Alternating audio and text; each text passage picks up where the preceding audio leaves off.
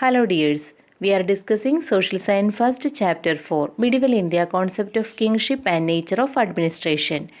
ഡൽഹി സുൽത്താനേറ്റിലെ centralized administration and local administrative ഫീച്ചേഴ്സിനെ കുറിച്ച് ലാസ്റ്റ് ക്ലാസ്സിൽ മനസ്സിലാക്കി. ഡൽഹി സുൽത്താനേറ്റിൻ്റെ മറ്റു പ്രത്യേകതകളായിട്ടുള്ള ഇക്ത സിസ്റ്റം, മാർക്കറ്റ് റിഫോംസ് എന്നിവയെക്കുറിച്ചാണ് നമ്മളിന്ന് ഡിസ്കസ് ചെയ്യുന്നത്. Let's go through our text book. Iqta system. During the beginning of the Sultanate period, the country was divided into different parts, and these were entrusted with the nobles who were also the military commanders. These divisions were known as Iktas and their holders were known in different names as Iktadars, Mukti and Wali. The revenue collection and judicial administration of these divisions were the main duty of these Iktadars. The vast country was divided into different regions for the convenience of administration.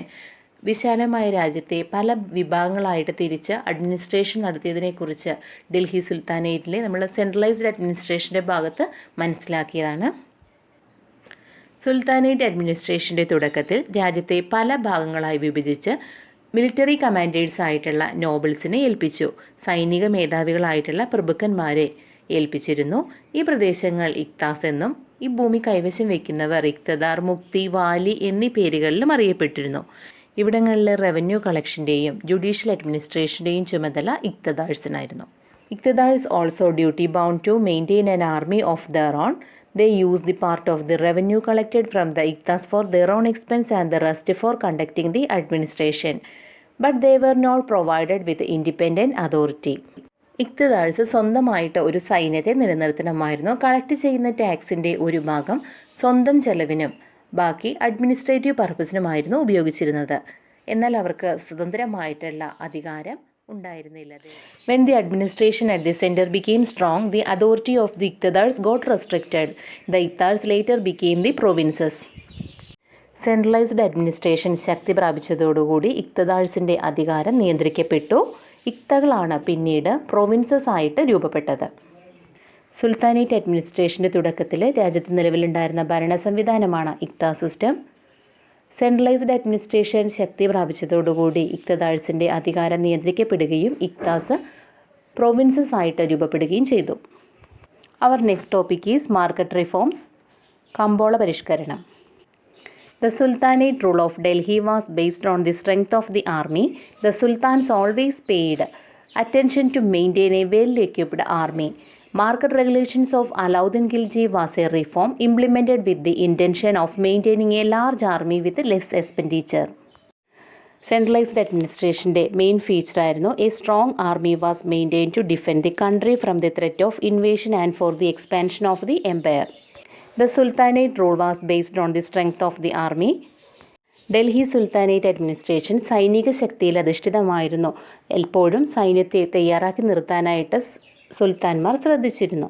Khalji ഡൈനാസ്റ്റിയിലെ വളരെ പ്രഗത്ഭനായിട്ടുള്ള സുൽത്താനായിരുന്നു അലാവുദ്ദീൻ ഖൽജി. അലാവുദ്ദീൻ ഖൽജി കുറഞ്ഞ ചെലവിൽ വലിയൊരു സൈന്യത്തെ നിലനിർത്തുക എന്ന ഉദ്ദേശത്തോടു കൂടി നടപ്പിലാക്കിയ പരിഷ്കരണമാണ് മാർക്കറ്റ് റെഗുലേഷൻസ്. റെഗുലേഷൻസ് മീൻസ് നിയന്ത്രണം. It was necessary to control the price of essential commodity to reduce the military expenditure. As part of this, government fixed the price of essential commodities. Hence, the merchants were forced to sell their product at the fixed price.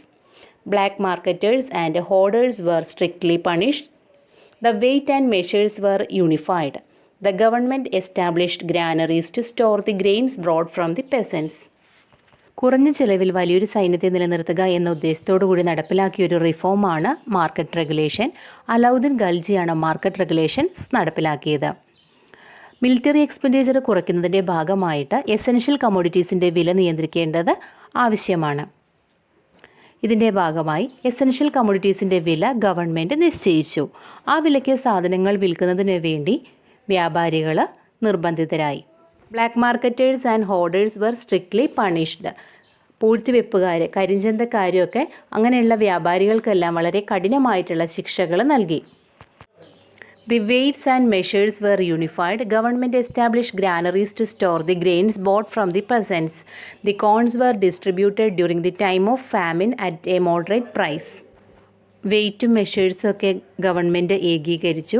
അതുപോലെ government തന്നെ സാധനങ്ങൾ കർഷകരുടെ കയ്യിൽ നിന്ന് വാങ്ങി ഗ്രാനറീസിൽ സൂക്ഷിക്കുകയും ക്ഷാമകാലങ്ങളിൽ മിതമായ നിരക്കിൽ അത് വിതരണം ചെയ്യുകയും ചെയ്തു.